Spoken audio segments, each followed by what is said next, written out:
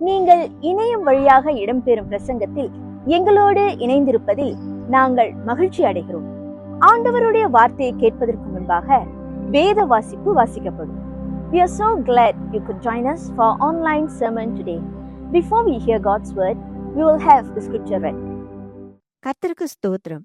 இன்று தேவ செய்திக்கென்று தெரிந்து கொள்ளப்பட்ட வேத பகுதி யோனா 3ஆம் அதிகாரம், வசனங்கள் 1-9 வரை. பழைய ஏற்பாட்டில் பக்கம் 1074. யோனா 3ஆம் அதிகாரம், வசனங்கள் 1-9 வரை. இரண்டாந்தரம் கர்த்தருடைய வார்த்தை யோனாவுக்கு உண்டாகி, அவர், நீ எழுந்து மகா நகரமாகிய நினேவேக்கு போய் நான் உனக்கு கற்பிக்கும் வார்த்தையை அதற்கு விரோதமாய் பிரசங்கி என்றார். யோனா எழுந்து கர்த்தருடைய வார்த்தையின்படியே நினேவேக்கு போனான். நினேவே 3 நாள் பிரயாண விஸ்தாரமான மகா பெரிய நகரமாய் இருந்தது. யோனா நகரத்தில் பிரவேசித்து 1 நாள் பிரயாணம் பண்ணி இன்னும் 40 நாள் உண்டு, அப்பொழுது நினேவே கவிழ்க்கப்பட்டு போம் என்று கூறினான். அப்பொழுது நினேவேயில் உள்ள ஜனங்கள் தேவனை விசுவாசித்து உபவாசம் செய்யும்படி கூறினார்கள். பெரியோர் முதல் சிறியோர் மட்டும் ரெட்டுடுத்திக் கொண்டார்கள். இந்த செய்தி நினேவேயின் ராஜாவுக்கு எட்டின போது, அவன் தன் சிங்காசனத்தை விட்டு எழுந்து தான் உடுத்தியிருந்த உடுப்பை கழற்றி போட்டு ரெட்டை உடுத்திக்கொண்டு சாம்பலிலே உட்கார்ந்தான்.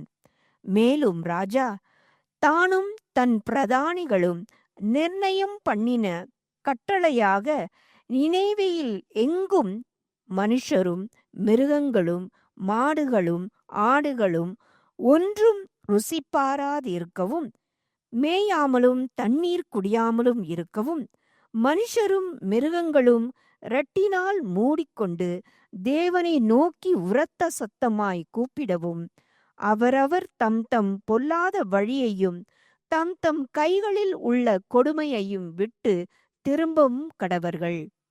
யாருக்கு தெரியும், நாம் அழிந்து போகாதபடிக்கு ஒருவேளை தேவன் மனஸ்தாபப்பட்டு தம்முடைய உக்கிர கோபத்தை விட்டு திரும்பினாலும் திரும்புவார் என்று கூறச் சொன்னான். ஆமேன். இது தேவனுடைய வசனம். நாம் யாவரும் சேர்ந்து சொல்வோம், தேவனுக்கு ஸ்தோத்திரம். உங்கள் அனைவரையும் இந்த அற்புத ஆராதனையில் வரவேற்கிறேன், இயேசு கிறிஸ்து நாமத்தில். நாளில் கூட ஆண்டவர் நம்ம மேல் அன்பாக இருக்கிற இந்த தேவன் என்ன விரும்புகிறார் என்றால், நம் வாழ்க்கை விசேஷமாக செழிப்பாக இருக்க வேண்டும் என்று அவர் விரும்புகிறார். அவர் நம் வாழ்க்கையில் நன்மைகள் செய்ய அவர் ஆயத்தம் உள்ள ஒரு தேவனாக இருக்கிறார். இதனாலும் கூட இந்த பேசப்படுகிற வசனங்கள் மூலமாகவும் ஆண்டவரோட பிரசனம் மூலமாக நீங்கள் ஆசீர்வதிக்கப்படுவீர்கள், பலப்படுவீர்கள். ஆண்டவரை இன்னும் நெருங்கி இருக்கவும் அவருக்காக ஜீவிக்கவும் ஸ்திரப்படுத்தப்படுவீர்கள் என்று நாம் விரும்புகிறோம். இந்த நேரத்தை கூட நாம் தலைவணங்கி இந்த நேரத்தை ஆண்டவரிடத்தில் ஒப்புக்கொடு. எங்கள் நல்ல தேவனை, இந்த நாளில் கூட ஆண்டவரை உங்கள் வார்த்தையை ஆராய்ந்து பார்த்து ஆண்டவரை நாங்கள் பகிர்ந்து கொள்கிற இந்த நேரத்தில் ஆண்டவரே, வார்த்தை மூலமாக இந்த வார்த்தை கேட்குற ஒவ்வொரு மத்தியும் நீர் நன்மை செய்யும்படி கூட ஆண்டவரே, அவர்களை பலப்படுத்தும்படி கூட ஆண்டவரே, அவர்களோட விசுவாசம் ஆண்டவரை உறுதிப்படுத்தப்பட கூட ஆண்டவரை நீ செய்யும்படி நாங்கள் இந்த நாளில் ஜெபிக்கிறோம். ஆண்டவரே, உமது அன்பின் கருத்தினால் ஆண்டவரே இவர்களை ஆசீர்வதியும், இவர்களை நிரப்பும். ஆண்டவரே, உமது அன்பினால் நிரப்பும். உமது இரக்கமும் தயவும் இவர்கள் வாழ்க்கையில் அதிகரிக்க ஆண்டவரே இந்த நாளில் நீர் கிருபை செய்து அருள்மையா. உமது தெய்வீக சமாதானமும் ஆண்டவரே வெற்றும் இவர்கள் வாழ்க்கையிலும் அதிகமாக காணப்பட இயேசு கிறிஸ்து நாமத்தில் ஜெபிக்கிறேன், என் ஜீவனுள்ள பிதாவே, ஆமென். இந்த நாளின் பிரசங்கத்தின் தலைப்பு, நீர் பயப்படாதே, நான் உன்னுடனே இருக்கிறேன். Do not fear, for I am with you. நீர் பயப்படாதே, நான் உன்னோடனே இருக்கிறேன். பயம் என்பது ஒரு உணர்வாக இருக்கிறது. Fear is an emotion. there is a fear that there are two kinds of fear: a fear that drives us away from God and a fear that draws us to God. ரெண்டு வகையான வேதத்தில் நாம் பார்க்கும்போது ரெண்டு வகையான பயங்கள் இருக்கிறது. ஒன்று நம்மை ஆண்டவர் இடத்திலிருந்து விலக செய்யக்கூடும், மற்றொன்று ஆண்டவர் இடத்தில் நெருங்க செய்யக்கூடும். The fear the fear of the world, the worldly fear or the spirit of fear is what that drives us away from God. உலகத்தில் உள்ள பயமானது, இந்த பயத்தின் ஆவியின் வேதத்தில் சொல்லப்பட்டிருக்கிறது. அது மூலமாக நாம் என்ன நடக்குது என்றால், நம் வாழ்க்கையில் நம் ஆண்டவரிடத்திலிருந்து விலகி இருக்கிற ஒரு நிலைமைக்குள் எடுத்து செல்கிறது. This fear is an unpleasant, strong emotion caused by anticipation of danger or a desire to avoid negative experiences. இது எப்படி வரும் என்றால், அது ஒரு பலத்த ஒரு உணர்வு, ஒரு அபாயம் வரப்போகிறது, அல்ல இந்த தீமையான ஒரு அனுபவத்துக்குள் நான் செல்ல விரும்பவில்லை என்ற அந்த பயத்தினால் அந்த உணர்வு எழும்புகிறது. It is a desire for safety. ஒரு பாதுகாப்புக்கு நாடுற ஒரு நிலைமையாக இருக்கக்கூடும். It's seeking approval of others other than God. ஆண்டவரை தவிர்த்து மற்ற இடங்களில் ஒரு ஏற்றுக்கொள்ள ஒரு பாதுகாப்பை நாடக்கூடிய ஒரு நிலைமையாக இருக்கும். இதில் அநேக வெவ்வேறு பயங்கள் அடங்கி இருக்கக்கூடும். It may form or it may manifest in many different ways. One is a fear of men. ஒன்று மனுஷருக்கு பயந்து இருக்க ஒரு பயமாக இருக்கக்கூடும்.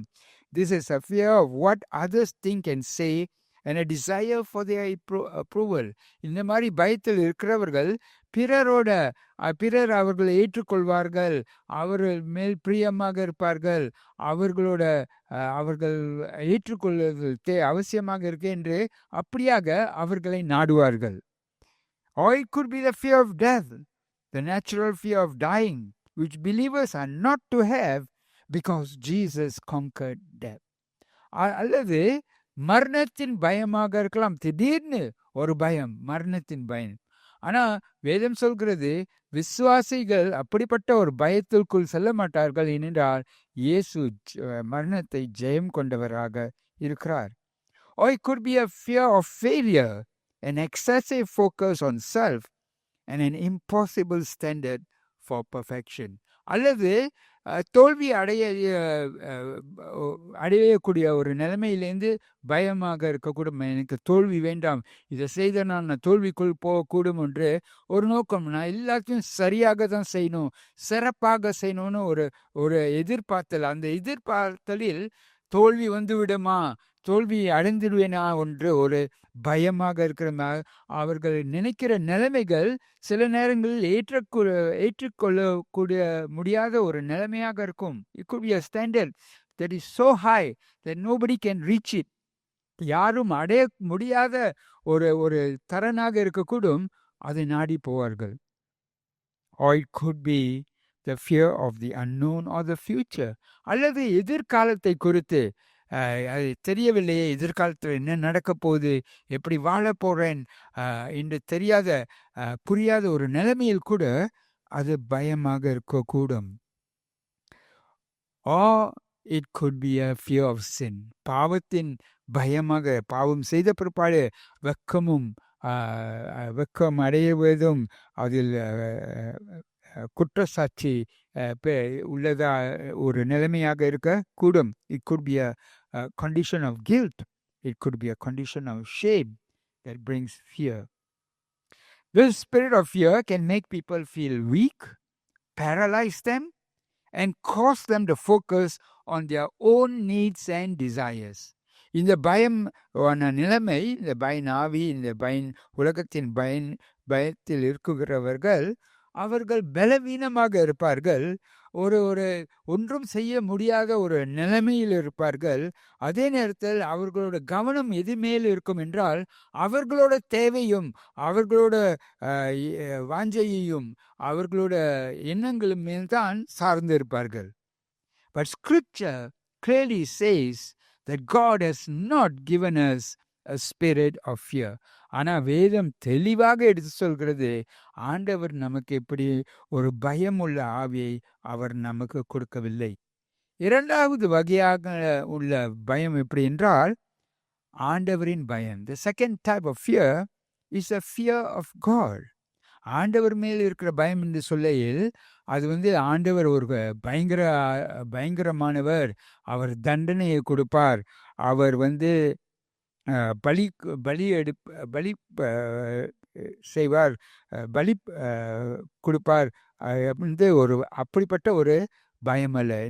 fear of God does not mean that it is a terror, it is a fear that drives one away, that drives us away from God. But rather it is a deep reverence and awe and respectful fear of God. அது ஒரு பயமுள்ள நிலைமை, நம்ம ஆண்டவர்கிட்ட விலக செய்யக்கூடிய ஒரு நிலைமை. அப்படி இல்லை. இந்த பயம் எப்படிப்பட்டதுன்னா ஆண்டவருக்கு கனம் கொடுக்கிற ஒரு நிலைமை, அவருக்கு ஒரு மரியாதை கொடுக்கிற நிலைமை, அவர் மேல்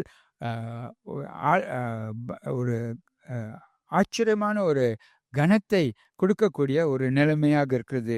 It comes from a spiritual attitude of recognizing God's immense power, holiness and love.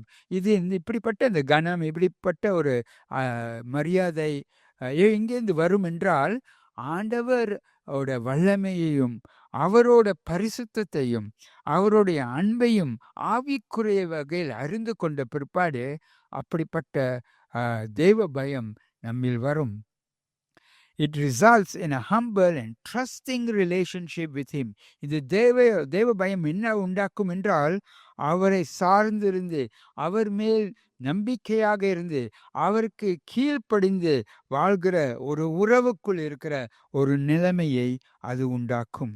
அதே நேரத்தில் அவருக்கு கீழ்ப்படுகிற ஒரு நிலைமையை உண்டாக்கும். It also causes us to be obedient to him, hating or avoiding evil.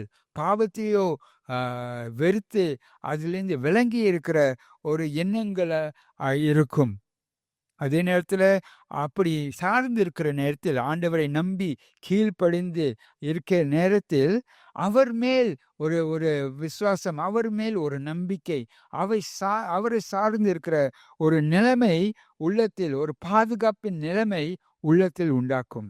When you fear God, when you are humble and you are obedient and you love him, then you come to rely on him and you get a sense of security, knowing that God's protection and guidance are with you.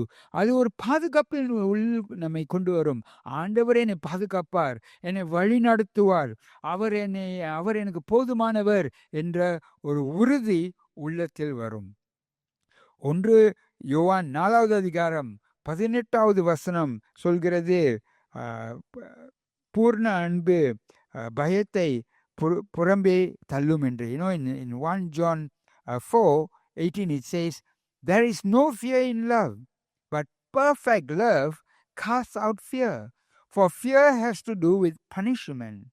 But whoever fears has not been perfected in love. அன்பிலே பயம் இல்லை, பூரண அன்பு பயத்தை புறம்பே தள்ளும்.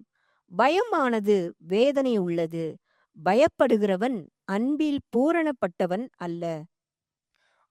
அன்பில் பயமில்லை என்று சொல்லப்பட்டிருக்கிறது. It says there is no fear in love, and that perfect love casts out fear. அங்கு சொல்லப்பட்டிருக்கு பூரண அன்பு பயத்தை புறம்பே தள்ளும் என்று.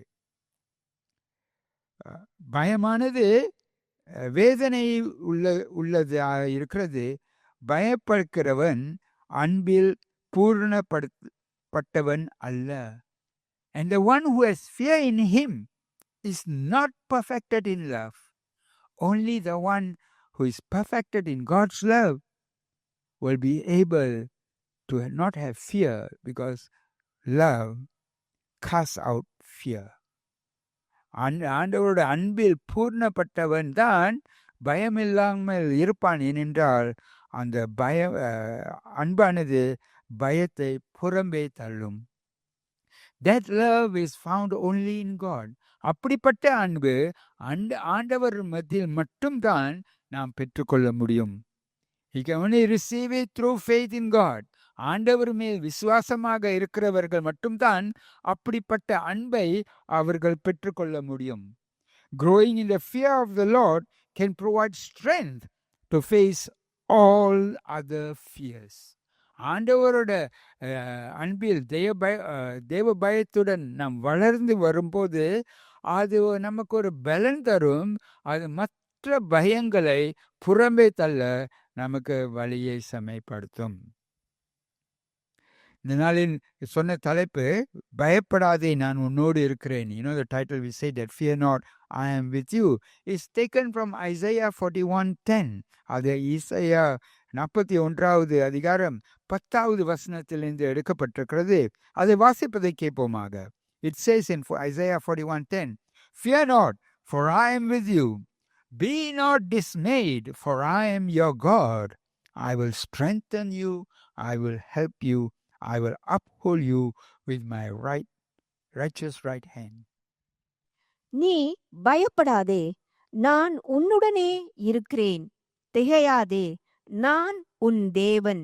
நான் உன்னை பலப்படுத்தி உனக்கு சகாயம் பண்ணுவேன். என் நீதியின் வலது கரத்தினால் உன்னை தாங்குவேன். நீர் பயப்படாதே, fear not, திகையாதே, be not dismayed. Dismayed means distressed. Do not be distressed. Do not be dismayed. Why? Because he is with you. ஏன்? அவர் உங்களோடு இருக்கிறார். இந்த வார்த்தையில் 2 காரியங்கள் அடங்கி இருக்குது. ஒன்று, அவர் கட்டளை இடுகிறார், பயப்படாதே. In this phrase there's two things that we can note. One, first he commands, fear not, and then he gives a promise, for I am with you. பயப்படாதே என்று கட்டளை இட்ட பிற்பாடு அவர் சொல்கிறார், நான் உன்னோடு இருக்கிறேன். அது ஒரு வாக்குறுதியாக இருக்கிறது. யார் இதை நமக்கு கொடுக்கிறார்? யார் இந்த வாக்குறுதியை கொடுக்கிறார்? Who is giving this promise to us? The creator of everything. அனைத்தையும் படைத்த தேவன் இந்த வாக்குறுதியை கொடுக்கிறார். அனைத்தையும் அரசாளுகிற தேவன், படைத்தது மட்டுமல்ல அரசாளுகிற தேவனும் இதை கொடுக்கிறார். The one who created everything is giving us this promise. Not only the one who created, but the one who rules over everything is giving us this promise. Not only the one who created and rules over everything, but the one who judges over everything is promising us. அனைத்தையும் படைத்தவர் மட்டுமல்ல, அனைத்தையும் அரசாளுகிறவர் மட்டுமல்ல, அனைத்தையும் நியாயம் தீர்க்கிற இந்த நல்ல தேவன் நமக்கு வாக்குறுதி கொடுக்கிறார். நான் உன்னோடு இருக்கிறேன். I am with you. உன்னை பலப்படுத்துவேன். I will strengthen you. உனக்கு சகாயம் செய்வேன். I will help you. உன்னை கனம் பண்ணுவேன். I will uphold you. Do not fear. பயப்படாதே. But God cares about everyone and wants everyone to know him. ஆனால் இந்த வசனங்கள் யாருக்கு சொல்லப்பட்டிருந்தது என்றால், பழைய ஏற்பாட்டில் நீங்கள் பார்த்தீங்க என்றால், அது இஸ்ரவேல் ஜனங்களுக்கு சொல்லப்பட்டிருக்கு. அவரால் தேர்ந்தெடுக்கப்பட்ட ஜனங்களுக்கு சொல்லப்பட்டிருக்கிறது. You know, these verses were told to whom? They were told to his people, the Israelite, the people whom he had chosen to show the rest of the world who he is and how they should live. These words are told to them. But the whole Bible also shows that God loves and cares about everyone. ஆனால் வேதாகமம் எடுத்து காட்டுகிறது, ஆண்டவர் அவருடைய ஜனங்கள் மட்டும் இல்லை, உலகத்தில் இருக்கிற அனைவரையும் நேசிக்கிறார். மனம் திரும்புகிற ஒவ்வொரு மேலும் அவர் கிருபையும் அன்பையும் வெளிப்படுத்துகிறார் என்று அந்த வாசிக்கப்பட்ட வசனங்கள் இந்த நாள் இந்த யோனா 3வது அதிகாரம் 1-9 வாசிப்பதை நீங்கள் கேட்டீங்கள். அதில் அடங்கி இருக்கிறது. You know, in that verses that was read from Jonah, in that it reveals that God cares about everybody. In that passage, Jonah, was told to go to Nineveh and declare that that God will destroy that town if they do not repent. அந்த வசனங்கள் ஆண்டவர் YONO இடத்தில் சொல்கிறாரு, நீர் நினைவேக்கு சென்று அவரிடத்தில் சொல்லு, அவர்கள் மனம் திரும்பாவிட்டால் அந்த நாளு அந்த தேசம் 40 நாளில் அழிந்துவிடும், புறம்பே போடுவேன் என்று சொல்கிறார்.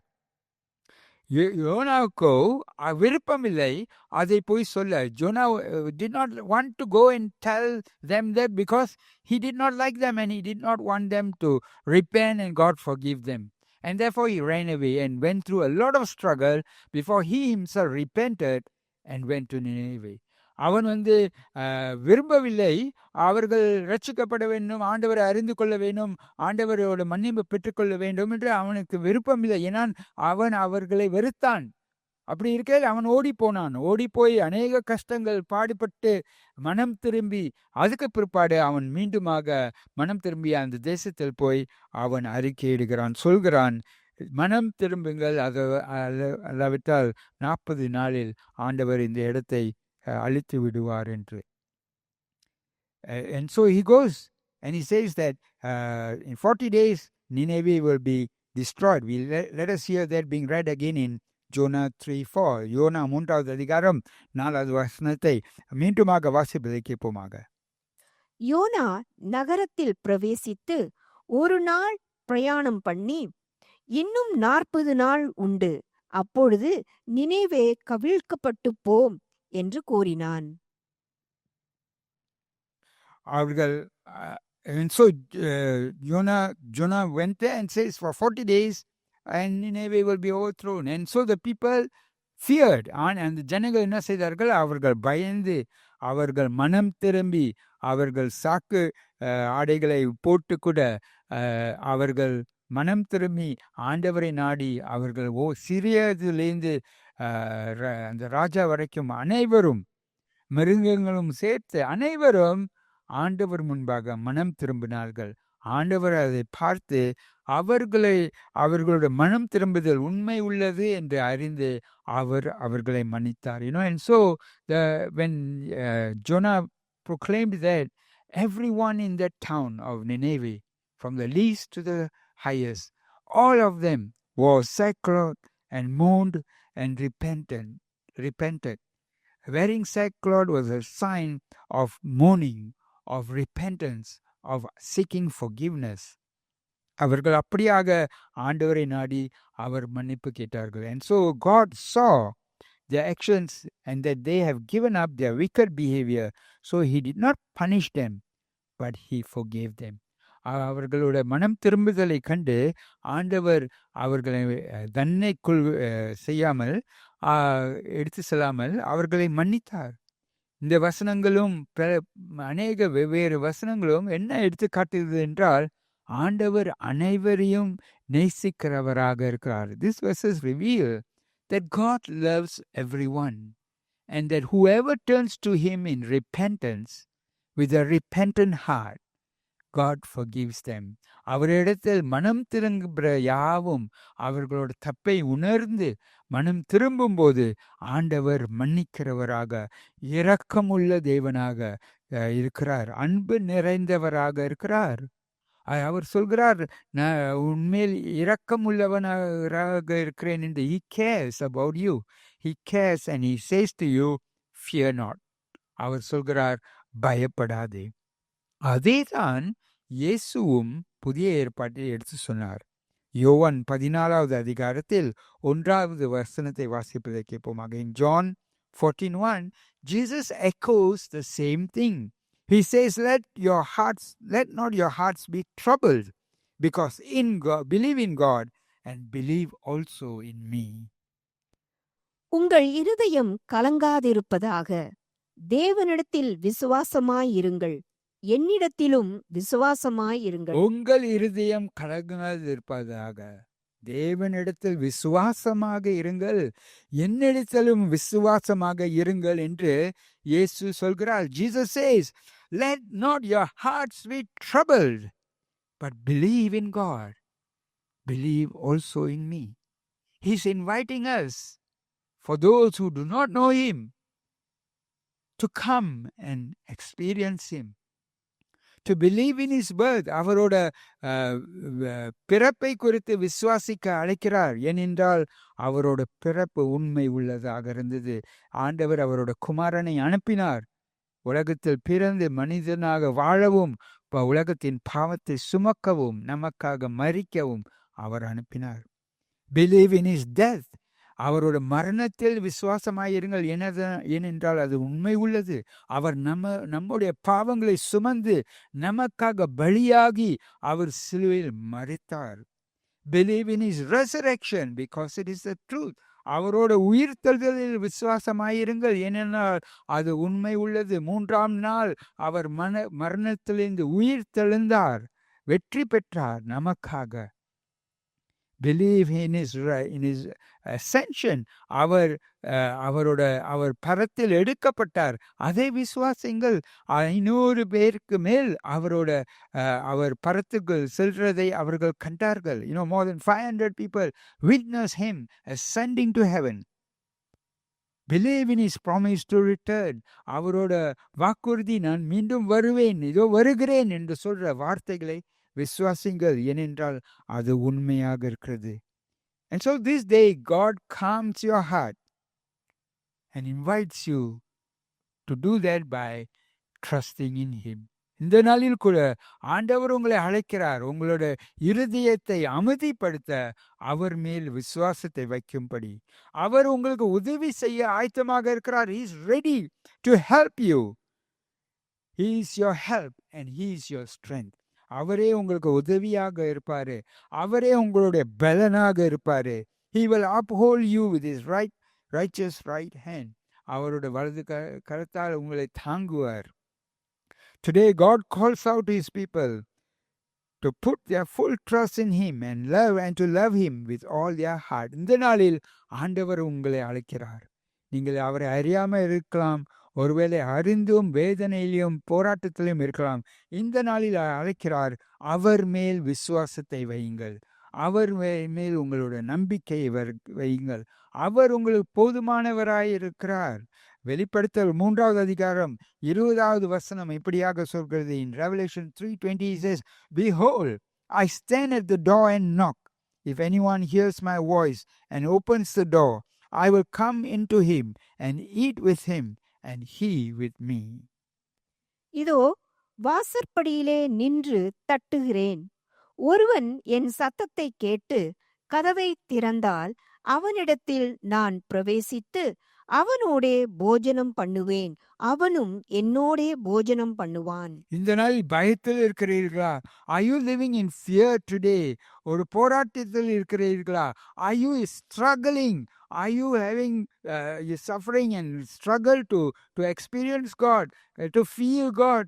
ஆண்டவரை அறிந்து கொள்ளவும், ஆண்டவரை நெருங்கவும், ஆண்டவரை உணரவும் கஷ்டப்படுகிறீர்களா? இந்த நாளில் நோயினால் பாதிக்கப்பட்டு இருக்கிறீர்களா? Are you affected by illness? Or are you affected by finances? பொருளாதார வகையில் பணக்குறைவினால் நீங்க பாதிக்கப்பட்டு இருக்கிறீர்களா? Or are you affected by broken relationship? உடைக்கப்பட்ட உறவுகள், தனியாக இருக்கிறேன், யாருமே எனக்கு இல்லையே ஆண்டவரே என்று உணர்வில் இருக்கிறீர்களா?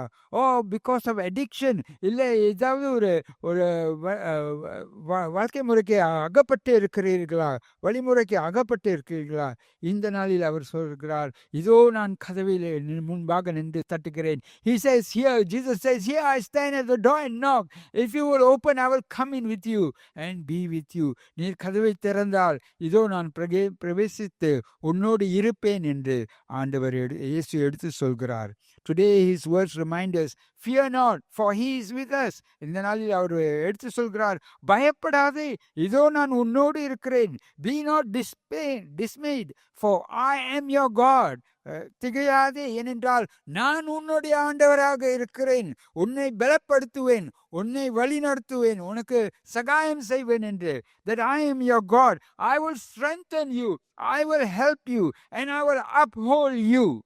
இந்த தேவன் இப்படியாக இந்த நாளில் உங்களுக்கு அந்த உறுதியை கொடுக்கிறார். This day the Lord gives you that assurance that whatever your condition, whatever your situation, Look not at the situation, look not at the condition, but look unto God, because He is with you.